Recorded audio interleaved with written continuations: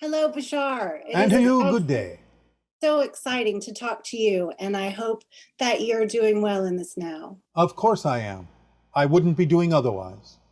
Well, that's wonderful. What would you like to discuss today? Well, the first thing I wanted to ask you about regarding that connection, the topic of connection and how important the breath is.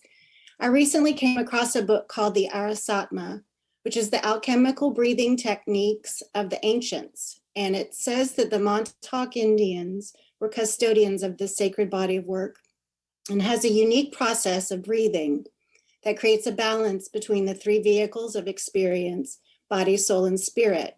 And my question is there a way to use this breath and the pranic tube in its full capacity as the channel for the flow of resources once we have cleared it completely from emotional blockages?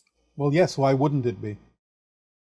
Well, I was just curious how the breath relates to the information passing through all our right. physical body. It's based on the idea of the vibrational resonance of the oxygen molecule. So the idea is that the reason you take in and start breathing differently, the idea of oxygen, resonates throughout the body in a hyperspatial, hyperdimensional way that expands your frequency to be able to handle more and more higher frequency information and energies. So oxygen is the eightfold key, vibrationally speaking, and gives the resonance that is necessary for higher dimensional communication. Okay, that makes a lot of sense. And does that connect with the idea of hydrogen being fractal and having a way to sort of create its own gravity? That It is related but not essential to understand that based on what we are now talking about. Oxygen is the key. Okay. And does it also relate to sort of the positive and negative flow of our bodies and how healthy we are as far as having enough positive and negative charge? Yes, and if you'll understand the idea, you will understand that oxygen is the equivalent of the dimensional shape that you know as a Merkaba. Do you understand? Yes, okay. Because it is two interpenetrating tetrahedrons, each of 4 points for a total of 8, and interpenetrating representing the idea of as above, so below, or the positive and the negative flow. So when you think of the idea of oxygen and breathing in your meditative states, then also you can hold the image of a Merkaba, the double interpenetrating tetrahedral structure in your mind, to stabilize and accentuate the flow of the oxygen throughout your body into higher frequency domains. Wow. That's really fascinating. And it reminds me, so another thing regarding the importance of fascia, and a permission slip that she gave me was yin yoga. And we talked a lot about how, again, in As Above, So Below, the mycelial network as a part of the bigger DNA connection to the higher dimensional realities. Yes. There are interconnections on every level. Okay. How does light affect that connection? Since everything is light, in what you might refer to as crystallized form, then light can act as a softening agent, an unlocking agent, depending upon the frequency of the light, to allow the crystallized light to be unlocked and reformed and transformed in whatever way, shape, or form benefits and is of service to your passion. Okay, so my understanding is that I have left light codes in places. I recently came from Hawaii with a group of women, and it was very important that I go there physically. And Sarasota, Florida is another place. And I'm curious about what it is that I'm not what I'm supposed to do, because I understand the light is sentient and it's there and my body, it knows what to do. But I'm just curious about the idea of collecting light codes and how they are different or holding different information. And as we move through the galaxy, how the light is different for us now. Well, again, the idea of light codes is simply the freezing of certain patterns of information in its natural form of light, and recollecting them can be reminding, literally reminding yourself more completely of who and what you are. You may have left breadcrumbs for yourself, as you say, seeds of yourself that form the process of gathering yourself back together. Okay. And I have been working on that quite a bit. And as my last and other bigger question was, as I have realized that my biggest excitement in life was going through the process of addiction and healing, and not just healing for myself, but healing for my family. I understand it as sort of clearing generational trauma, generational patterns. And as that is my role, which I'm happy to take on, I've watched things change in my family, and I'm wondering how that then extends out to the collective. Is that something that I'm clearing by proxy, that then it just sort of goes out? Or is it a slow connection? Remember, everything is connected. Everything you do is capable of being utilized by everyone throughout the multiverse. You may not always know how, you may not always know when, but the connection, the network exists, and everything you do and every choice you make and every energy you radiate offers an opportunity to all, in their own way, from their own perspective, the opportunity to consider other choices they may not have considered. Of course, it is always still up to them to match that frequency to have the experience that you may be offering. So the best you can do is simply put it out there and know that if there is somebody willing to take advantage of it, it is available to them. And that's the most you can do. Okay. Well, that excites me in the sense that as I attend AA meetings or I'm out discussing and talking about my healing, that I'm hoping that somehow that translates. So that makes me feel good that. Yes, but you don't have to hope. You don't have to hope. Right. Okay. You can know that it's available to those who wish to take advantage of it, but you have to remember that not everyone will, because you don't know what their path is right now. Eventually, all will understand in one way, shape, or form. But you have to let go of any need whatsoever of others to adopt what it is that you're sharing with them. It's none of your business what they do with it. Right. And I've heard you say that, and that makes a lot of sense to me. I also was wondering about, so elephants can feel vibrations from hundreds of miles away. Yes. And I understand that sensory information can only be processed if you have the right organ to process it. Like dogs can smell things that we can't smell. Yeah. And I'm just curious if, as far as vibration goes and humans and the physical body, are the organs and the structures in our ears related in any way to that? The ones that we really don't understand? No, but the heart is. The heart is structured to receive those deeper vibrations and translate them into the body.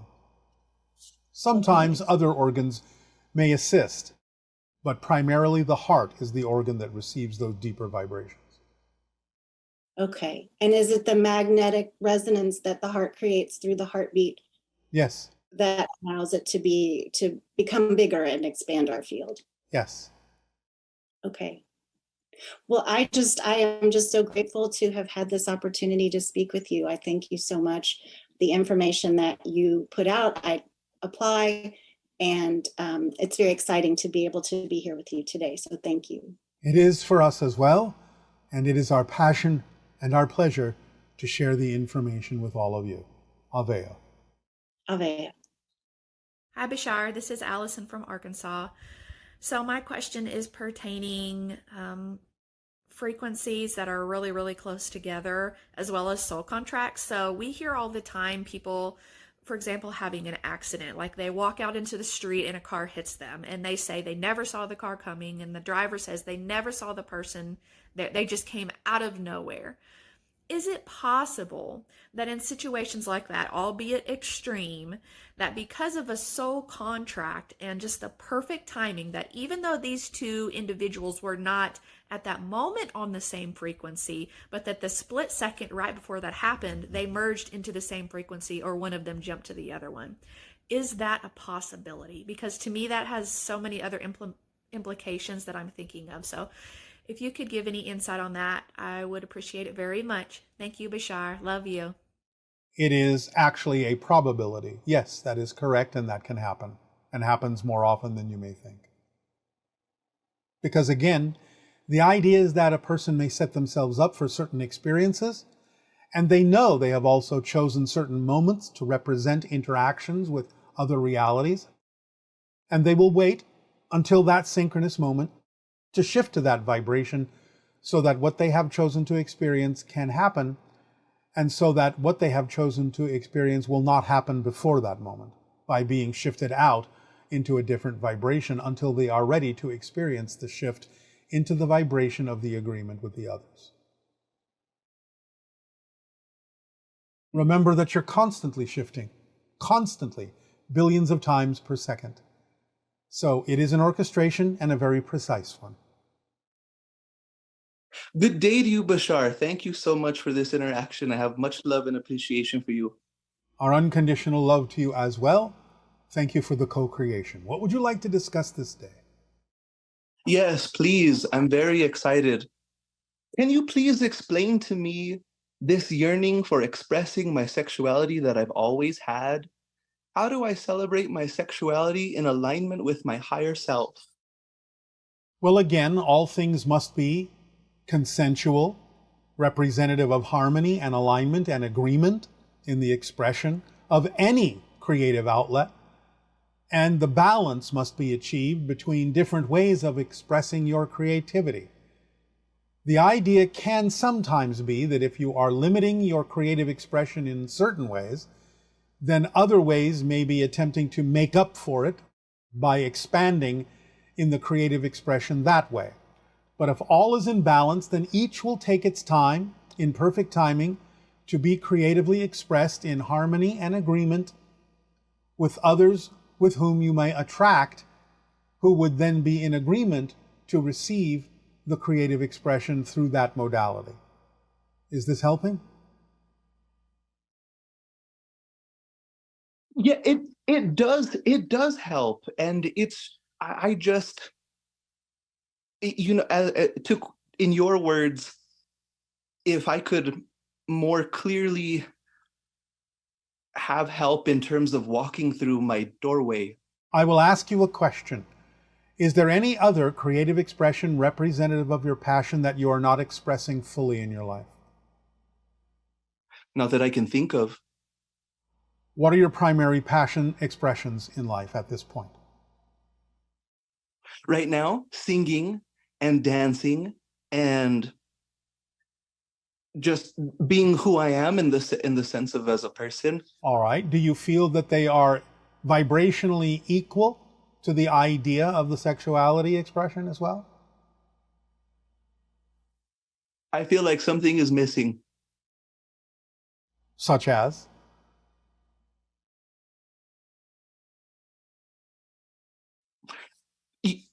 When I explore different avenues, I am expecting some sort of a lightning bolt of like I'm expecting an aha moment, and I haven't experienced that yet in terms of this is what I can pursue. This feels.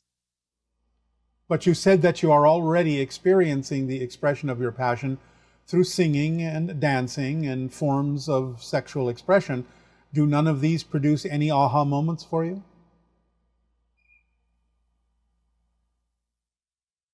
Not in the way that I am, not in the way that I am expecting, and I am expecting. All right. Who taught you to expect it to happen that way? Myself. Why? Why must it come with a lightning bolt in order to be valid? Because I feel like big things need to feel big. Really? Why so?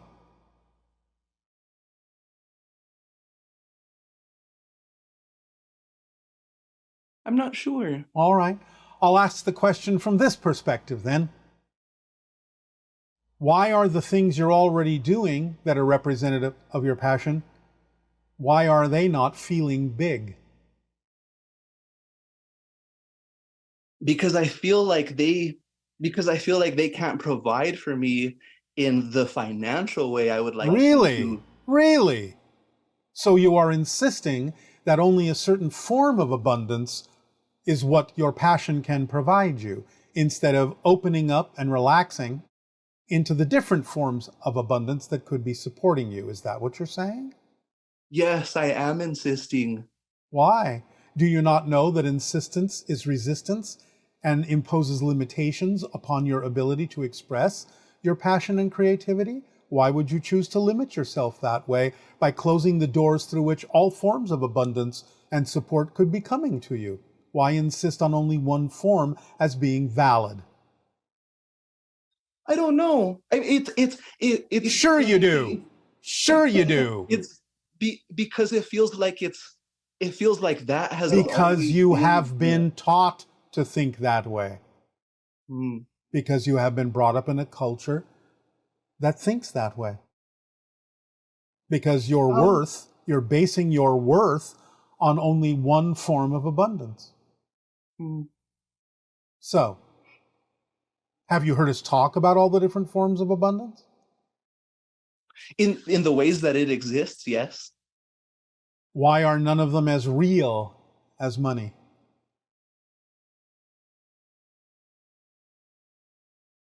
Because it's been such an insistence to provide. My greatest fear is that I'll be poor with nothing. I see. And therefore that's what will happen, because that's what you're focused on. Because you're only focused on the limiting idea that only one form of abundance can support you. And if it's not there, then the only alternative in your belief system is that you will be poor. How do I relinquish that? Well, you do have to truly understand how abundance and support works in connection to your passion. It is a complete contradiction to say that you're following your passion and yet your passion can't support you in all the ways that are necessary for you to be supported to continue to act on your passion. That's not a definition of passion. That's a contradictory definition that creates the experience that you're having. So you have to understand that you are misaligning your definition of passion. You think you have a definition of passion, but you don't. I feel a lot better. All right. You must relax into the knowledge that there are many forms of abundance, including being given a gift, including have something to trade, including synchronicity, imagination, communication. All these things can actually support you if you give free rein to your imagination. The idea of an over-focus on the idea of sexual expression can be, as we said earlier, the idea of imposing limitations on other forms of creative expression that would then result in actions through sexual expression that are the result of frustrations. So you need to really relax into the equality of all forms of abundance, all forms of creative expression. Know that every moment is an aha moment. Cherish it for what it is, and that everything that is happening is exactly what needs to happen. Stop invalidating your present, expecting it to look different. Remember, the true measure of change is not whether the outer reality looks different. The true measure of change is whether or not you respond differently, even if it looks the same as it did before. That's how the reflective mirror of physical reality knows you've truly changed. And then it can change, even though it may not change in the way that you insist or expect, because it will always change in the way that actually serves you best. And you have to be okay with that. Otherwise, you're not okay with the way your reality unfolds, and that means you're not okay with yourself. So, I will suggest to you the same mantra, permission slip exercise that I suggested to another listener in this transmission. And that is in the morning when you wake up, and at night before you go to sleep. You repeat 3 times each in the morning, 3 times each at night. And you can do this in the afternoon if you wish, it's up to you. I am who I am, and that is enough. I am who I am, and that is enough. I am who I am, and that is enough.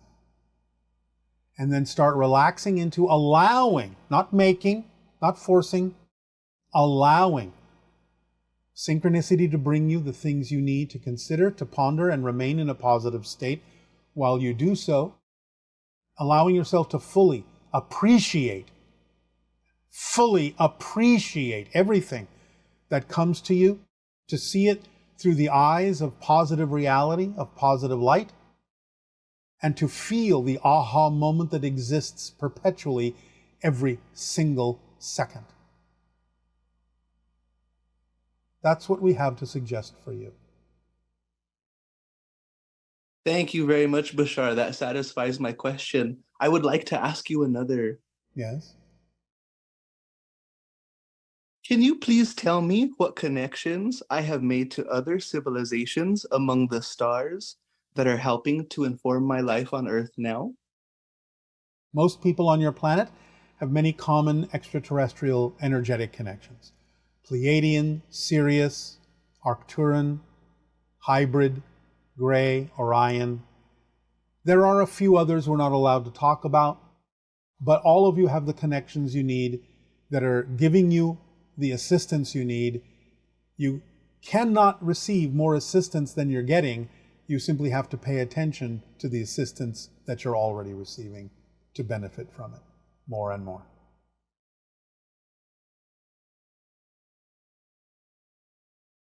Well, Thank you. You know, I do have 2 more questions, please. Yes? Your transmission titled The Last Days of Atlantis gave me a very emotional reaction. Can you please tell me what relationship I may have to Atlantis? Well, like many of you, you're cross-connecting to people in that particular experiential era to draw from it, to add to your own story, and to create a more positive outcome than they created for their civilization. Thank you very much. And my last question, I I have 2 brothers. I have an older brother and I have a younger brother. And I love my younger brother so much. I just have so much love for him. Sometimes it's a lot for me. Is there anything that you can tell me about the relationship that the 2 of us have? Not at this time. You will find that information out from a different source. Thank you very much. I appreciate that, Bashar. It is our passion and our pleasure. Good day. Aveo.